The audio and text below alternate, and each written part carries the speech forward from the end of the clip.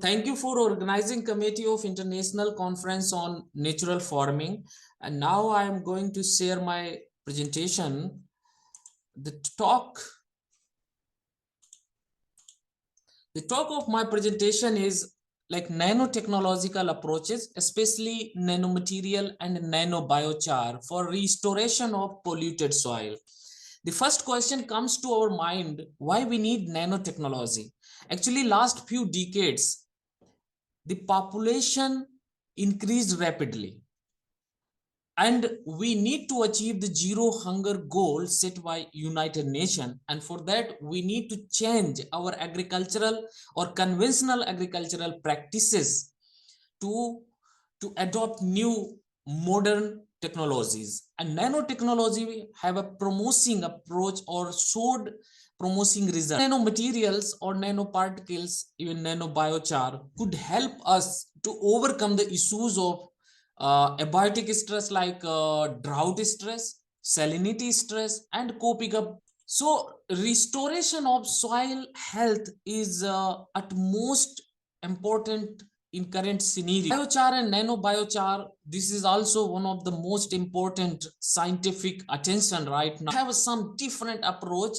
We are making a nanobiochar, and these biochar have very fine particles at a nano scale, and it have more promising results because of tiny particle. There are chances to interact with the microbes, and there are chances to improve soil physiochemical. So the concern is that if we apply several applications in agriculture, then the concentration will increase if it not biodegradable.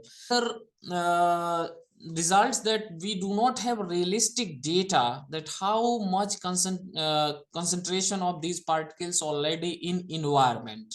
So this is another concerning issue where we need to address, or we need to find the technology. By that we should know the concentration of these tiny particles in environment. So considering these facts, we have conducted three different type of experiment, like one in hydroponic condition using high concentration of zinc and copper oxide nanoparticle, and same time we use in pot experiment in soil condition. And after that we use polluted soil, and we grow barley plant and apply foliar application of these tiny particles. And in another experiment we use soil polluted with nanomaterial, and we use biochar and bacteria together to see either these particles toxicity can be reduced. So this was the overall of our research. So there is a possibility that if we use nanomaterial synthesized by microbes, especially Salmonella microbes, it can be biodegradable, it can be eco-friendly, low cost, and it is a safe for agriculture. So this is approach. We are synthesizing biogenic nanomaterial by using Salmonella species bacteria.